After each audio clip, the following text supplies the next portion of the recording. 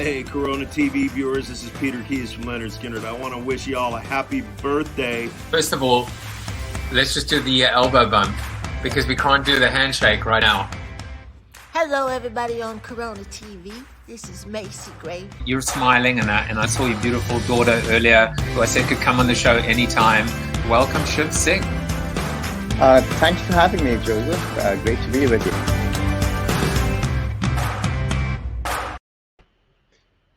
Good day to you, my friends in Corona land. I am cooped up today in this beautiful library. I'm in this amazing landscape. Every day I get to escape from prison and go see another fantastic place around the world. But you know, always make sure that I'm in USA, because that's what we're talking about today. We're talking about the death of America and other feel-good topics, sure to make you feel even better about the current situation.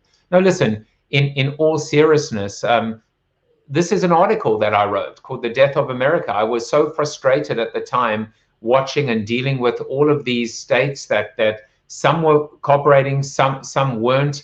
And I saw the death toll rising, and I just wanted to do something about it. I just wanted to talk about it, and so I wrote this article. And then, as you'll see, Jason Burnham, who'll be my guest today, reached out to me, and he was like, "I'd like to talk to you about that." And I was like, "Uh-oh, what have I done now?" And then I almost felt like I needed to, you know, do my usual caveat, which is, "Hey, listen, I'm a citizen. I'm allowed to criticize. You know, I can vote. You know, I can't become the president, but that's a good thing. But I'm allowed to criticize." But it was less about being critical and more about recognizing that the only way that we evolve and fix brand America is by recognizing, you know, that there's a problem and dealing with it. So Bob Burnham, you know, good old Bob is here. Bob was helping me do a little bit of troubleshooting earlier. Hashtag no longer a superpower. Well, that's the argument, right? The hypothesis is, you know, the death of America, maybe not as a nation, but as a superpower. Talk amongst yourselves. I'll give you a topic. Wait a second. I just did give you a topic. So a couple of things that are kind of interesting. Number one is you are looking at me now through my Logitech N22, I think it is, 922, sorry, Logitech 922. I went with the high definition option today because, you know, why should I limp in? Why should I go with low or medium? Let's try and crash the damn system. So this is high definition. This is my external camera. I'm not using a light at the moment, but I seem to be quite lit up. It looks like a really good picture. I'm also doing something else, which is using the microphone of the actual Logitech. So playing around with that as well. There was one thing that I was meant to do as well, is I was going to actually use my AirPods today. I could try and then just see if it, you know, let's see. Let's put it in and see what happens. Well, I guess I wouldn't know if I could hear anything because at the moment I'm just talking to you. And Bob was saying out there that I think you should switch to the webcam mic. I think I am. Let's just see if I can change that midstream. Audio mic, you know, it is the webcam, Mr. Farnham. So this should be coming from the webcam over there. Anyway, playing around with stuff. I'm just happy that I haven't frozen yet. The key phrase is yet, because I'm about to you know, go ahead and bring on some of the slides, right? Some of the slides that introduce my guest, the founder and culture designer at Culture Design LLC. It's interesting to me because, you know, Burnham was a media guy. You know, he was a digital media guy, and suddenly he's playing around with culture. What does he know about culture? I guess we'll find out soon enough. Let me share with you next week's interviews. We have got actually, you know, 3 people that I've never met before. I've never met Jamie, I've never met Jason, I've never met Joe. The 3 J's, they're all going to be on the show. They're writers, they're public speakers, they're motivational speakers, they're subject matter experts. We're going to hear from them. Bob Knorp, the host of the Beancast, I'm on his show once a month. I figured I would let him come on my show and we talk about whatever the hell he wants to talk about. And Marcus Sheridan on Thursday. Those of you that don't know him, I have met him before. He is a prolific subject matter expert, public speaker. I saw him give a presentation about video. I mean, this is video, right? And practical, tactical, high-level visionary. And speaking of which, on Sunday, I've got, I know it says Johan, but it's not. That's a typo. It's John Sinai. John is a South African. I met him in South Africa. He is a thought leader, an author, an entrepreneur, a visionary, a futurist. This guy is the real deal. He is ridiculously dynamic, and he's going to be coming onto the show, and that's going to be on Sunday. So remember, guys, Sunday is the Entrepreneur Corner. Of course, we have entrepreneurs during the week, but because I was essentially fully booked all the way into the second week in June, I needed an extra day for the show. And so Sundays will always be entrepreneurs. If anything, they will be people who are being entrepreneurial, and you will hear about their entrepreneurial efforts. And you will also, in addition to that, find out about how they are pivoting, how they are coping during the time of COVID. Happy birthday for our my Facebook friends, Diane, Nicole, Ashley, Tyler, and Jess. And on LinkedIn, Anthony, George, and Patricia. Just want to wish you guys a very happy birthday. And then very briefly to share with you some of the numbers. We are now approaching 60,000. So we will hit 60,000, if not today, certainly tomorrow. In the US, we've now broken that 1 million case mark. These are not obviously milestones we ever wanted or needed, but they are there as well. Even though we continue to test and test and test, we know now that we need to test, we need to trace, we need to treat, we need to do many things that begin with T. And if we don't do that, we are going to run out of the fourth T, which is time. So I'm going to bring Jason on in a moment. And in fact, you know what? I'll bring him on right now. Mr. Jason Burnham, welcome to the show. Hey, Joe. Thanks for having me. Well, thank you for coming on. So we actually got together over a couple of libations, a couple of adult cocktails. You had reached out to me after I wrote the article to talk about it. We decided to do virtual cocktails. We ended up not discussing this at all, but having a jolly good time drinking together. I thought we'd be drinking now. A little early in the day, I guess, huh? Well, you know, Jan says juice is juice, meaning me is his coffee. But I normally like a bit of Jaffe gin and juice myself. But you know, I did cocktails yesterday, and I think, look, when I reached out to you, I said, should we do the cocktail thing? And I think, you know, in fairness, you said to me that you wanted to do this at 2. You wanted to keep a semblance of seriousness / sobriety because this is a sobering topic. I mean, you know, we can approach it lighthearted in a sense, you and I catching up, etc. But I think we all recognize that there's some serious themes and undertones that we need to discuss. Yes. Chris is there. Hey, Chris. How you doing, Chris? Well, Chris said the number is actually 61,680. So I guess my Hopkins link needed to be updated. But yeah, that's crazy. And Steve Garfield is here. He said, tried to watch on his TV today via Facebook Watch and YouTube, but it had no sound. It's a problem on his end. I hope so. I hope it's not a problem on my end because I can't deal with these technical things every day. Crystal is here. How you doing? And there's Joey DeMond saying, good to see your smiling face. Joey.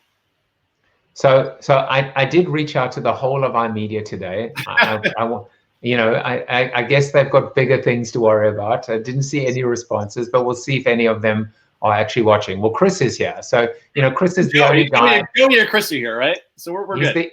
He's the only guy I care about. I mean, let's hope no one else is on right now. And Evan is here as well, all the way from South Africa. So how are you doing, Evan? All right, so I'm going to set the scene in a moment, but for those of you that don't know Jason, why don't you tell people a little bit about you, and what you do, and also I think your journey, right? Because you didn't start out in this space. How did you end up in this space? Yeah, no, absolutely. So, well, I would say that the common thread throughout my entire career centered around my passion for behavioral science. Right. So I mean, and that goes through my early childhood. My mother was a social worker, psychologist. And so I kind of grew up with a lot of psychology books around the house. Started studying Freud when I was about 12 years old. And then, as I kind of went through my adolescent years, as we all kind of do, this kind of coming of age moment in time where you start to ask those existential questions. You start to try to make sense of the world and gaining your sense of identity and what your role is in the world, and ultimately trying to find some sort of sense of purpose. And and through that journey, you got to remember too, that was also New York in the late 80s, early 90s. I kind of got my start in the music industry during a time when New York was at its most violent and crime was at its highest, and so. It was very, disparity and marginalization, like all of these aspects of our society were very front and center. They were very present in day-to-day lives if you lived in New York. And especially in New York, obviously all around the world, but especially in New York at that time, being a New Yorker. And, early on in my career, I mean, one of my first jobs was doing door-to-door sales when I was about 21 years old. And that was an incredible experience, just kind of learning about social behavior, right? Kind of interacting with different types of people from all different types of backgrounds, seeing what people respond to based on how you're communicating with them. And essentially, I mean, think about what sales is, right? Sales is all about how do you frame up your narrative, right, in a way that aligns with an individual's needs, their values, their aspirations, and hopefully be able to persuade them that you have something of value that you can provide for a particular product or service, right? And so that's kind of foundational to sales in itself, which also is foundational to marketing. And as I really moved from sales and then ultimately starting my first agency, Mass Transit Interactive, in the late 90s, and for those who may not be from the digital media background, essentially it was a digital media and marketing agency, small boutique firm out of New York. Probably at our largest, we were about 60 people during the height of the boom of and that's when I met you. And by the way, we've got a few of our additional brothers and sisters. We got Cecilia, you're breaking my heart. Remember that? And that's a little flashback to New Orleans and what they call the Rona apparently there. And Gary Strauss on LinkedIn said, we look great. Steve Wax is there as well. And Strauss adds, JB is the man. But carry on. I met you during those mass transit days. Then what happens? So it was, I want to tell this story because it provides a lot of context to where we are today. So, at the time, when I first started mass transit, it was with my business partner, Jason Heller. And, we launched the company out of our apartment in Brooklyn. And we remember those early days of in late 98, 99, when the money was just flowing, right? There was a bunch of money being pumped into .coms, really because investors just didn't want to miss out on this particular opportunity. But we also know what happens, right? So they may go ahead and invest in 100 different companies, knowing that only one of them may actually succeed, but that one will recoup the losses of all of the others. Well, that in itself is just very dysfunctional, right? Because all those other 99 companies are hiring people, right? There's lives, that are being played with, in that process. And we watched all of these .com companies that we were doing business with that, look, we were young, we were 23, 24 years old going, we were music industry guys. We didn't know anything about the stock market, right? But there was this sense of how are these companies being valuated at such high numbers? Because we do business with them and they barely have any traffic and they don't really offer much value. But maybe we're just young, naive kids. Maybe we just don't know any better. And then, we all know what happened a year and a half later, right? A year and a half later, the bubble busted. And, we went from 60 people to 4 people within 6 months of that collapse. And then we rebuilt again and over the course of the next few years, and then eventually sold to Horizon Media in 2005. Now, I didn't have the vocabulary, and I don't think I really had the understanding at that time for what we created with mass transit. But when I look back at my career and I think about what are my greatest professional successes, I do look back to mass transit. Don't get me wrong, for me personally, it was some of the most stressful years of my life. But from the people that were there, of the 70 people we employed over the 7-year period of mass transit, over 12, I think 12 other companies actually formed from former employees that went on to either starting their own companies or becoming leaders of other big agencies, employing thousands of other people. And we had, and through that period of time, we actually had a 0% turnover. So granted, we had to go through our layoffs, but nobody actually quit. With the exception, I think we had 2 people who were moving across country, right? And so that was it for a different reason. But nobody actually left because they were either unhappy or felt like they had other opportunities somewhere else.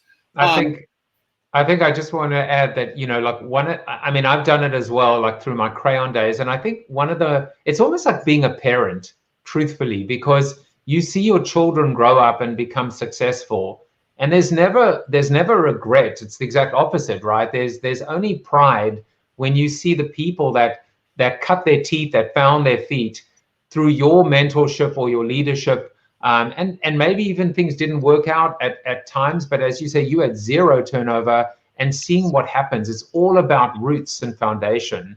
And that's why we'll get to it as well when we talk about USA. That old saying that says, never forget, where you've come from. And of course, Dr. Dean Allen will talk about the Spanish flu, which is, those that forget the past, are doomed to make the same mistakes in the future. And Cecilia said, I'm getting tongue-tied. Why am I breaking your heart? You need to tell me why I'm breaking your heart. And Minsky's over here as well. So it's awesome just to see everybody watching. All right, so accelerate, my friend, and from there to here, and the culture, culture vulture.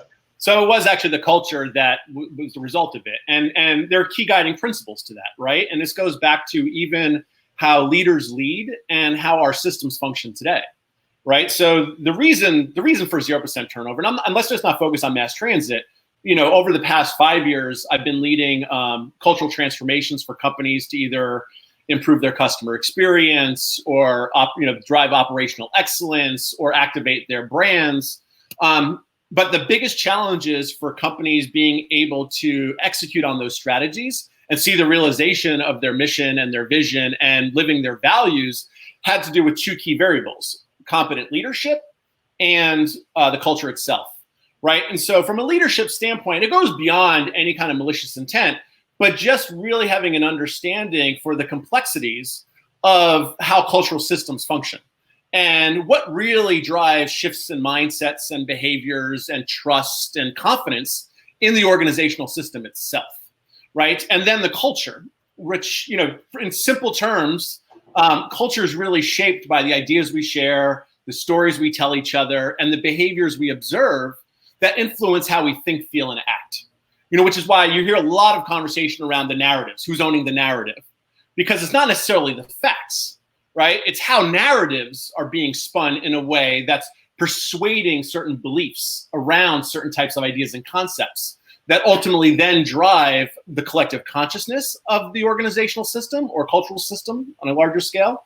And then how that influences how we start to behave. And so when we look at what really drives culture, right? Because a lot of times people, when they think about culture, they're like, well, it's kind of squishy. It's really not squishy.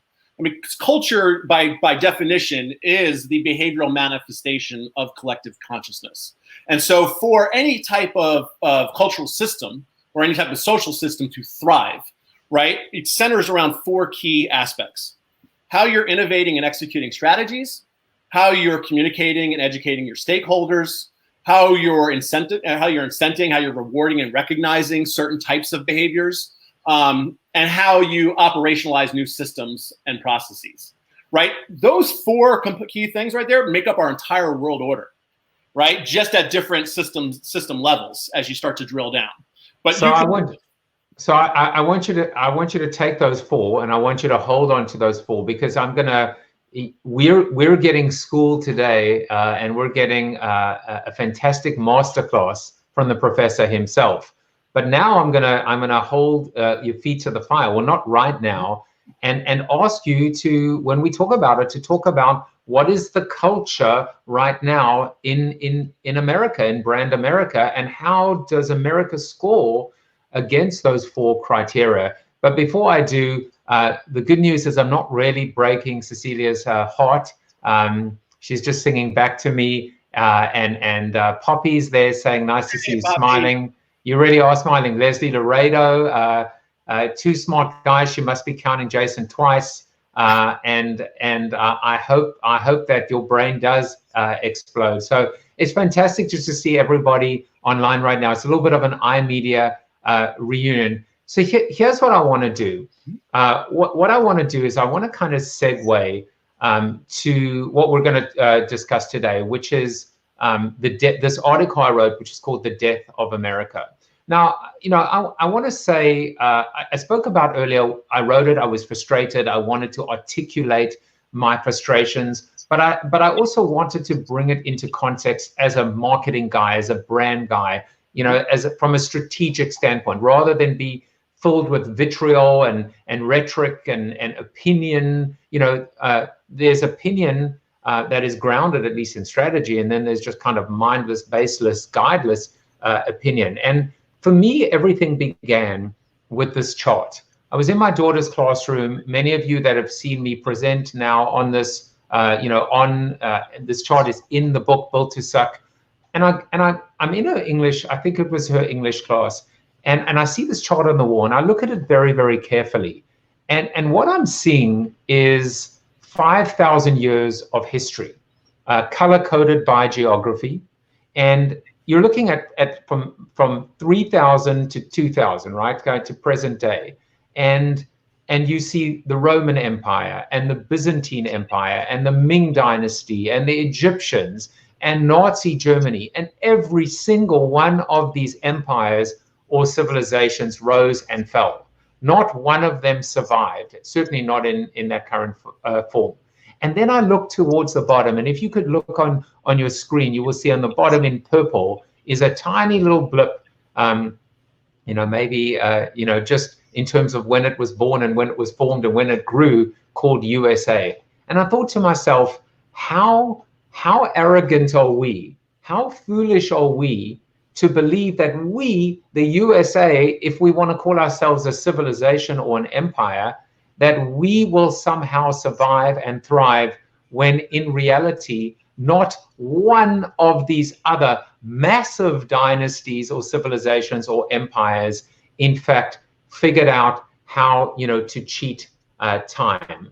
And that was the genesis for writing this article. And I think, as I said, at the risk of knowing I'll probably crash this, I want to show you guys a clip that I think you guys will no doubt remember and will evoke a lot of emotions. Maybe one of the greatest scenes from that I can recall, that is certainly spot on and bullseye in terms of what we're discussing today. So let me show that to you. Let's move on to the next question. Go ahead. Hi, my name is Jenny. I'm a sophomore, and this is for all three of you. Can you say in one sentence or less what? You know what I mean. Can you say why America is the greatest country in the world? Diversity and opportunity. Lewis? Freedom and freedom. So let's keep it that way. Will? The New York Jets. No, I'm going to hold you to an answer on that. What makes America the greatest country in the world? Well, Lewis and Sharon said it. Diversity and opportunity and freedom and freedom.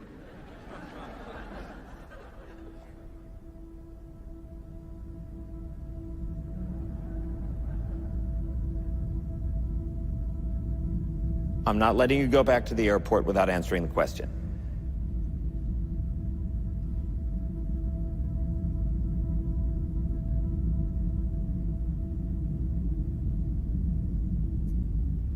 Well, our Constitution is a masterpiece. James Madison was a genius. The Declaration of Independence is, for me, the single greatest piece of American writing. You don't look satisfied.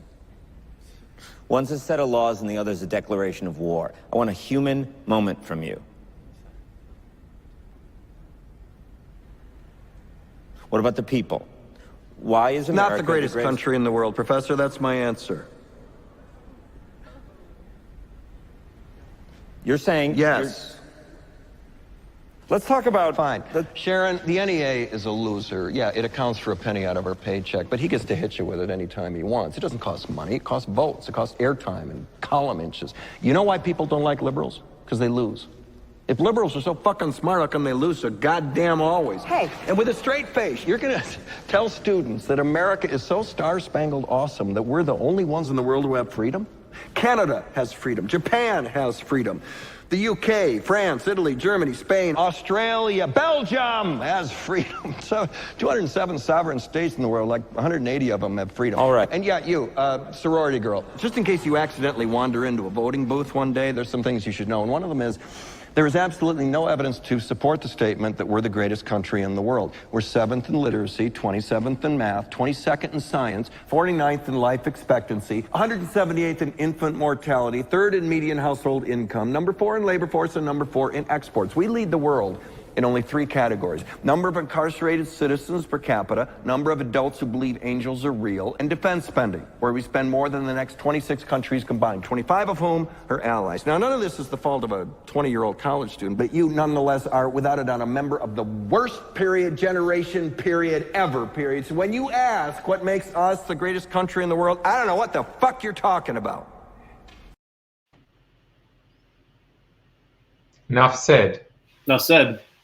Now, by the way, Augie Ray on Facebook last night, I'm going to read this to you. I thought it was interesting. He said, the US is 4.25% of the world's population, and we account for 33% of the world's COVID-19 cases and 27% of the deaths. So that's a statistic for you. Look, I want to say I love my adopted country. I am proudly patriotic. But I will tell you, as someone who has keynoted in 45 countries around the world, I remember going into countries when George W. Bush was the president. I remember going to countries when Barack Obama was the president. And I remember going to countries when Donald Trump was the president. And it was palpable. It was clear. It was as clear as the light of day what the world thought about us, whether the world looked up to us, whether the world looked down on us, whether the world laughed at us, whether the world cried with us. And so I'm going to hand it over to you, Jason. I've set the table for you. I'd love you to kind of comment on this hypothesis, why you reached out to me, the culture of brand America, and how America scores against those criteria. Yeah. So when we say, I'm always challenged by scores in this sense, right? So, and I don't know if I would grade it in terms of, say, a traditional kind of A through F types of scoring systems, but I would look at, what is our maturity when it comes to building our cultural competency and our resiliency in order to be able to sustain life, liberty, and the pursuit of happiness as our guiding principles for how we progress forward, right? And so if I were going to give us a cultural maturity score, I would probably put us at around a 6, all right? And I say that because there's a couple of factors there. We're still a very young nation, right? So you have to take certain things into consideration. I would say that we are probably coming of age right now. We're kind of in our adolescent stage in terms of where we are in terms of our maturity as a country. But if we look back at whenever we start to design whatever our desired brand experience is and what is going to need to be the culture that we're going to need to create in order to be able to deliver on that brand experience, you start by aligning around a common purpose. So when you look at our country, You can look at the Declaration of Independence as really laying out our vision and our mission for what we wanted to create, right? Really kind of laying out what that future state idea looks like for the country. We weren't living that, but it set a future state goal. And then our Constitution really started to shape the governance model and really start to crystallize what our common purpose was and the guiding principles for us to be able to deliver on our mission and vision.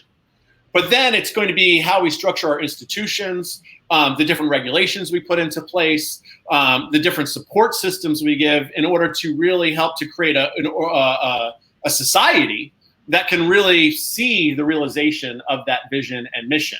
And I would argue that it is more of the strategies that we've put into place in order to deliver on our purpose are the areas where things have eroded or have broken down. Because culture evolves whether you want it to or not, right? And so if you really want to achieve what your future state vision and goals are, you need to really understand the current state of things and then figure out what are the gaps that are getting you, that are going to need to be closed rather, between your current and your future state. And when you look at the times of the establishment of our national vision and mission, well, you could argue that really didn't apply to everyone, right? I mean, it didn't apply to women and it didn't apply to people of color, right? So there, right at the onset, there were already key stakeholder groups that were left out of consideration when those strategies were designed. And then ultimately how we evolved, right, as a cultural system was still grounded in that. So when we toss around terms like institutional racism and institutionalized sexism, this is what we're talking about, right? It's not that, everybody's racist and everybody's sexist. It's just that we've developed an entire evolutionary strategy for our country, that lays on the foundation of a strategic effort that in the beginning marginalized all those groups of people. And in that process, we continue to evolve in that way. And there were certain interventions along the way. We can argue that, yes, we're still continuing to progress forward in a more positive way. But, it's always been this kind of push and pull tension as we've evolved. But hold on a second. You spoke about gaps that need to be closed. You spoke about moving forward. Are we in fact moving forward? You spoke about us being an adolescent. I think of a punk, a young punk, or a teenager, or a rebel. Where are we on that continuum or life cycle? Because, as I said, I frame this in the fact that if we are, the Darwin quote that I use all the time, right? It is not the strongest of species that survives, nor the most intelligent, but rather the one that is the most adaptable to change. Are we changing? Are we moving forward, or are we stuck? Are we stuck in the mud? Are we stuck in the past? Are we regressing? So I would lead with, I can't remember who quoted this. One of my favorite quotes is, change occurs when the pain of holding on becomes greater than the fear of letting go. And right now we're in a, let's really appreciate what we're up against right now. We're in the middle of a global cultural paradigm shift. And when you're in the middle of a paradigm shift, it's really hard to know where we're going, right? Because there's not really, there's the current state in itself is kind of in the middle of chaos, right? And so to some extent, you need to start to get a little bit grounded in terms of, where we really are and where we want to go, and then what are the strategies to really get there. And so when we toss around terms about being agile, now is the time when being agile is key. And you have to apply design principles to how we evolve forward.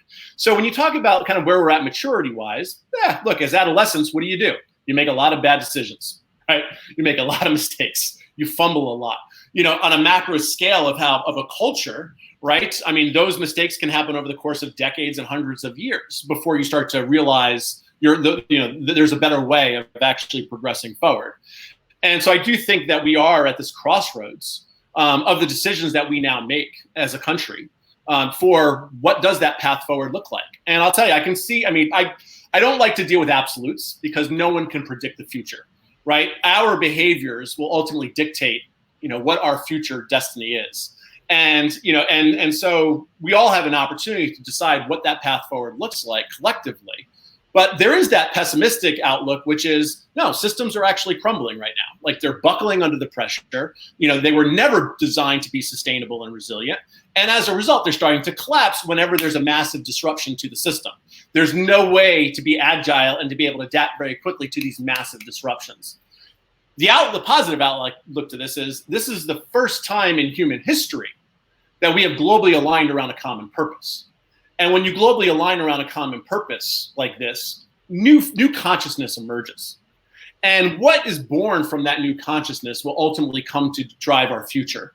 And what our role is in that global consciousness will ultimately be up to us to decide. And I think this year is going to be a defining moment for that. So I want to push back a little bit, only in the sense that, of course, I agree with you on the premise of the fact that the world right now, you can call anyone in the world for the most part right now, except probably in a bunch of states in the US, and they're at home right now. You know, they're not getting a tattoo, they're not getting their hair cut, they're at home right now. So I agree with you that it's this big pause. We're all together right now. But the thing that I wrote about in my article, and the thing that concerned me, maybe it's because I wasn't born here, but I could not, and I still cannot fathom for the life of me, why you have this breakdown, because it's exactly what you said, right? The system, the crumbling systems buckling under pressure at the local level, at the mayor level, at the state level, i.e. the governor level, and then at the federal level. And we cannot, why can why can brand America not unite around the same common purpose that the world is uniting around right now? It's the power structure. So, whenever you're dealing with these types of issues, it's always because of the power structure. So because the power structure is ultimately defining what the strategies are for the country and how it functions.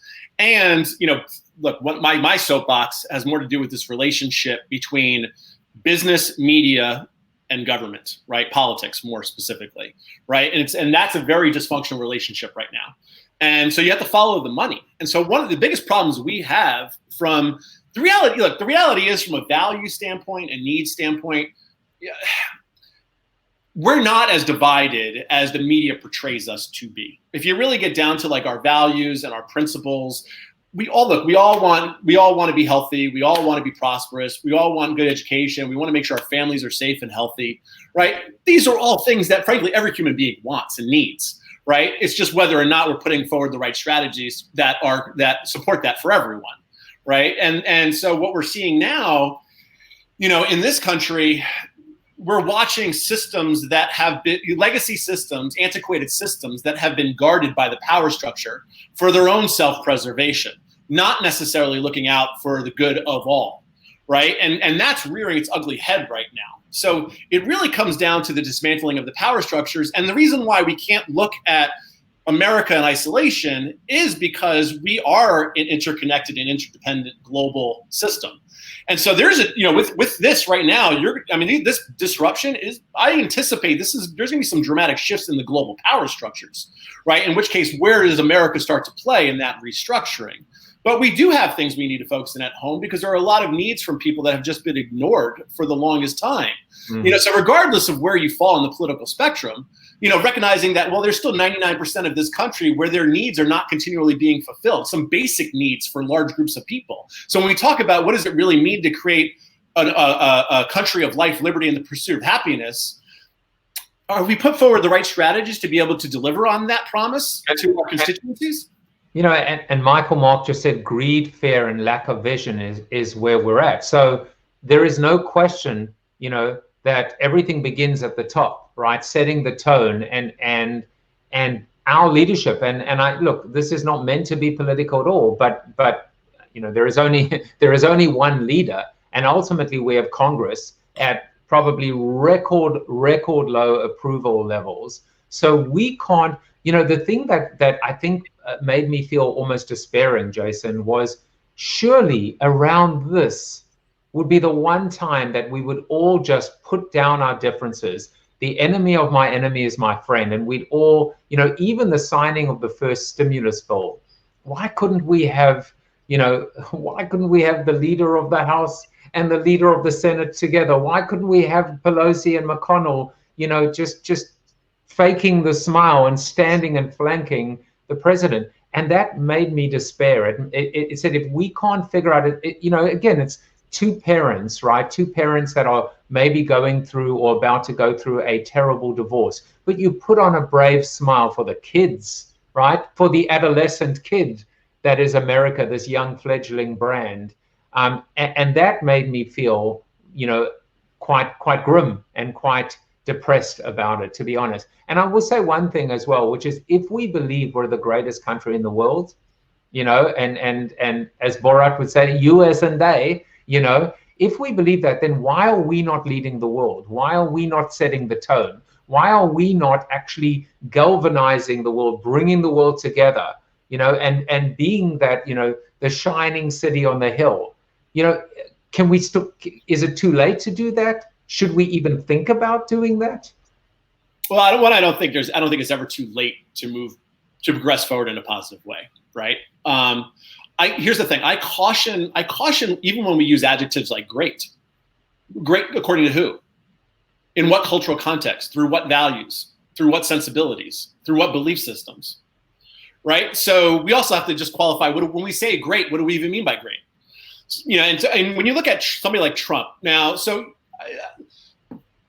not making this a political thing. I mean, for the most part, people know I can't stand Trump, but it's not that I can't stand Trump as a leader, but I don't hate Trump supporters, right? So like, you know, I mean, I have some very close friends who are Trump supporters. There's, you know, but you also have to remember, like, Trump is more of a symptom to a much bigger problem that we have in this country. Trump is the manifestation of a dysfunctional system that's been evolving for decades. And, you know, we have a very individualistic mindset in this country. And some of the reasons why we're failing at tackling this virus has more to do with the individualism of our ideals versus the collectivism of, say, Eastern cultures, right? And this is where you're starting to see this difference between how Western cultures behave and Eastern cultures in being able to tackle the virus. I said, like, you know, the virus, the impact it's having in this country is a failure of our values, our education system, and the cultural psychology that exists within this country. And we're starting to see it kind of rear its ugly head right now. But, you know, somebody like any kind of president is a manifestation of many years, you know, of how the culture has evolved to shape the mindsets and the beliefs. Well, I think that's a really astute and outstanding point. I was going to say great point, but we don't use the word great anymore now. Make Corona TV great again. Because you know, you spoke about even Eastern and Western culture, and there is another really powerful coming together of cultures, or at least forces. And one is even the definition of the word, you know, democratic plus, right? Democratic plus capitalism, democratic plus socialism, what's in a name in terms of what we call it. But there are different cultures in terms of how we take care of our people. Yes. During times of need. As you say, you know, all men are created equal. We were joking before. Should it have actually said, you know, preferred pronouns are, you know, they, them, our, but so much stuff has to be rewritten. And why would we be afraid of being able to go back and say, maybe it's time to do a little bit of 2.0, a little bit of rewriting?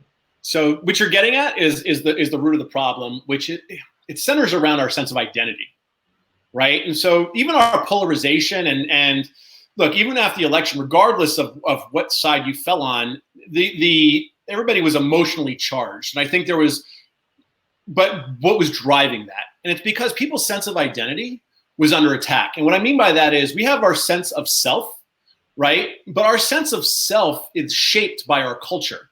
So there's a direct relationship between our sense of self and the cultures that we're creating, and that's ultimately creating us, right? So there's this codependent relationship between the sense of self and the culture itself. And we're all working together and interacting with each other to evolve how the culture moves. So what we're challenged with is our sense of identity. And so what does it really mean to be an American, right? What does it really mean to be a global citizen? What does it really mean to be a Republican, a Democrat? And, you know, when you talk about, and the reason I was smirking when you were talking about, you know, democratic and socialism and communism. Well, even ideologies and way systems operate feed our sense of identity. And if we are fed a certain narrative that something is wrong, and this is good, and you identify with what we're saying this is good, well, then naturally you're gonna be resistant to the thing that you've been taught throughout your entire life as being bad. So by the way, you're bringing a whole bunch of things that are important into play. Culture is dynamic. Culture is fluid. Culture continues to change, but culture is so hard to change, and we are resistant to change. Well, and we have a power structure that's culturally engineering us to resist that change. So socially, we are evolving, and socially, we're evolving at a much faster pace than the legacy institutional ways of governing. And frankly, when that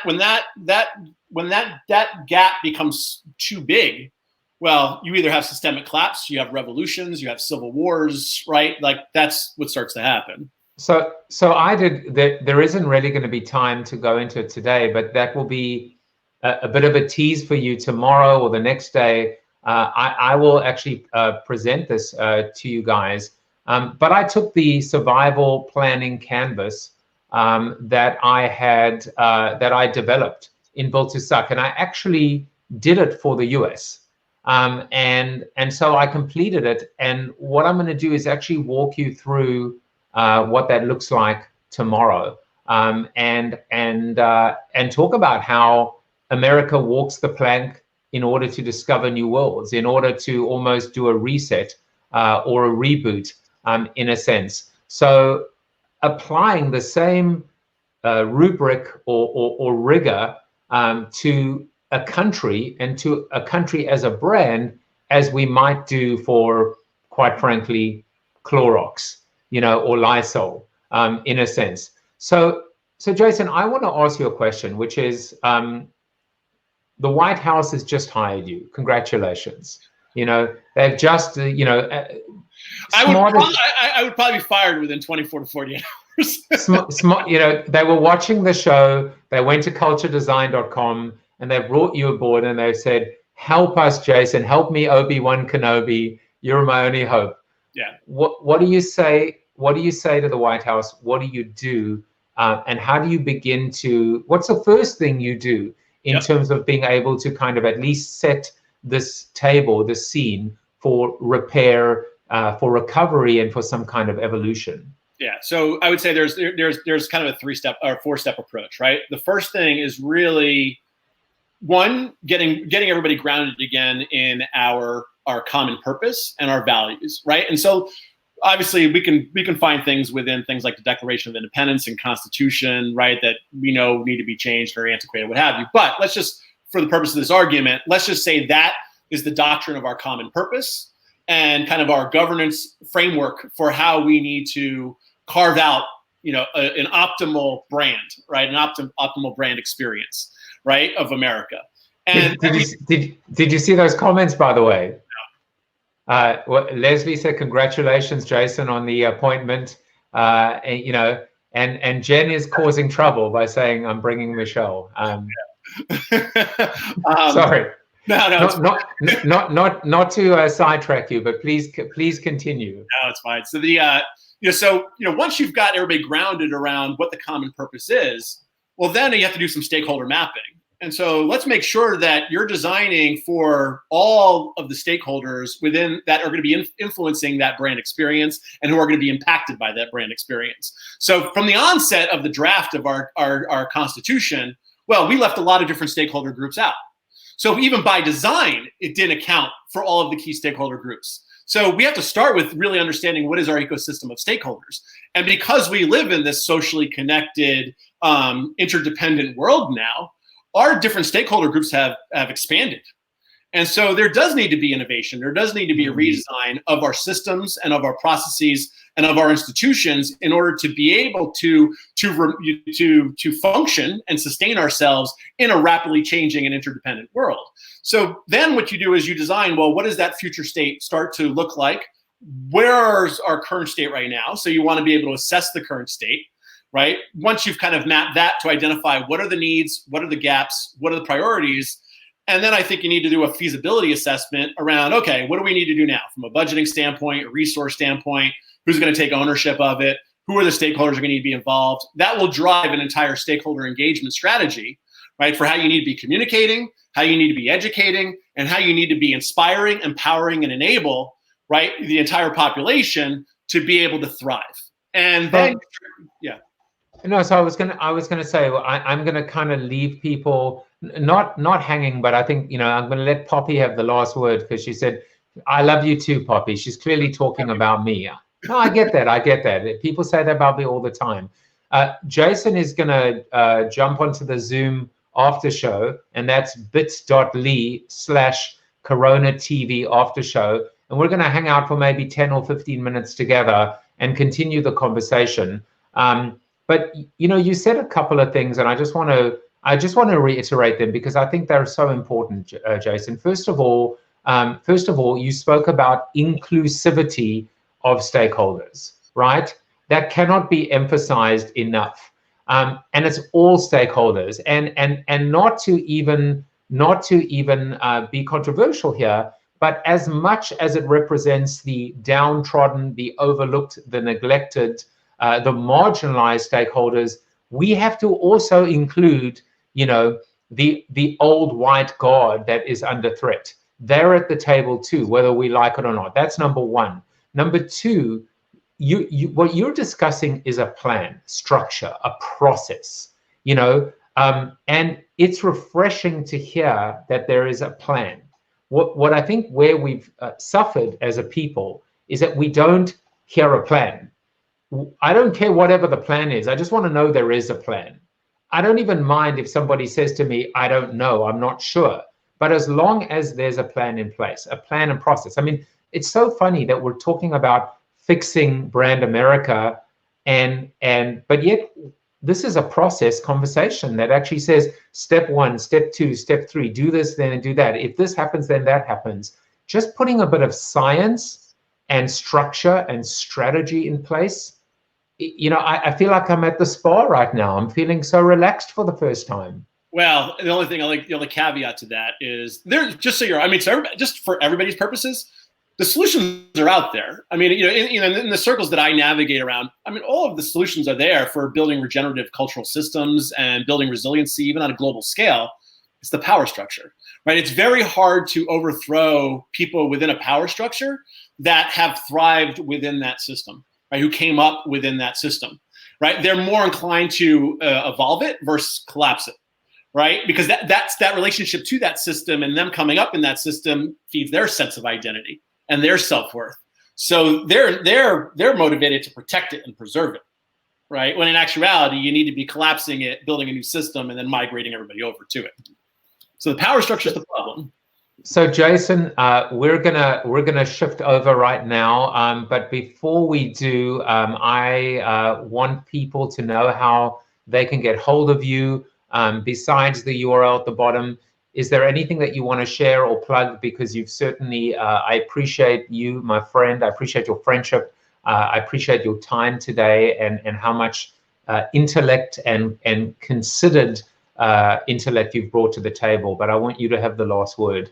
Yeah, I mean, look, I mean, not about me, but I would just say that, you know, we were dealing with such polarization before the virus, and you know, unfortunately, when we call it cultural entropy. So when polarization becomes so extreme, eventually things start to collapse, things start to break, and whenever a country is at its most vulnerable is when we need to be much more diligent about being empathetic with one another. We're all going through different emotions at different times, given our own personal experiences and what we're dealing with on a day-to-day basis. So just be empathetic to each other and what we're going through. Nobody knows everything. Things are very complex. So even when I see these political debates that go back and forth, I'll tell you right now, if you're still debating at the Republican versus Democrat level, you're missing the bigger problems. And I mean no disrespect for people that are doing this, but you don't even have a seat at the table at this point. Like, it has to be much more centered around human needs and how do you actually build thriving systems of collaboration and innovation, and ultimately sustainability. And sometimes that means the political constructs may need to change, whatever that looks like, right? And so, recognizing that we need to start focusing more at the human levels, and what we need in terms of being able to really thrive and making sure that we are looking out for each other in the process, and then working together to create a positive path forward. And while I see scenarios where systems can collapse and things can go down a very dark path, and there's a very good chance that could happen, well, our future is still in our hands. So being optimistic and being hopeful and putting the best practices in place to support each other is really how we're going to get through this, and how we're going to come out the other end in a better place to be able to align around a common purpose and then develop the strategies for being able to realize our desired brand experience. Well, Jason, thank you. Why don't you head over to the Zoom room? That was amazing, guys. And Leslie, I think you're going to have the last word today. Best hour I've spent in a virtual meeting. Yes, we broke the virtual internet. No, I'm glad, and hope you guys enjoyed it today. I'll be in the Zoom room right now, and tomorrow I will be back with Tom Fishburne, the marketunist himself. So take everybody, be safe, be healthy, be kind, be generous, and let's go. Let's start repairing brand America, shall we? Take everyone, and bye-bye.